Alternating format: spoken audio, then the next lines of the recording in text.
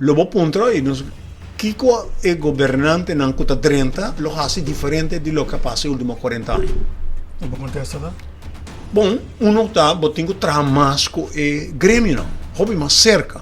E está abrir também, não somente para crítica, mas abrir para sugerência. Não? E não guarda até hora que, mas não que tema vai caber tocar. Pero essa aí está pergunta como tem Kiko está é falho que o governo não, e não está somente o governo, está sendo abuso de terreno laboral. Correcto. Pero em geral, o que é falho com a Tásico não está onde não está a ver, se vai que sim.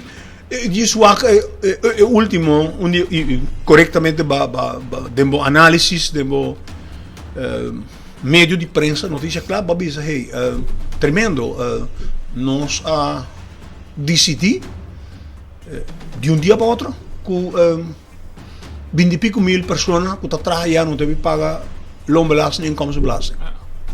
Tremendo toque. Aplauso. Pero, por certo, amigo Ivo Valdés, nosso país saca tremenda reunião com o Luan Peters de encargar, para explicar, para nós compreender e para ajudar a explicar a outra gente que está tomando lugar. Pero, não tem ponto somente que nós estamos costa, imaginamos que nós precisamos com o CFT e provavelmente a American Câmara e Raad van Adviesten diz, bom, pero como chega à conclusão aqui? Tremenda ideia que nós turcos da Gana até 5 mil forinhos não paga inkomsten não belasting. Tá bom, ok. Tem mais placa de loro da economia, etc, etc.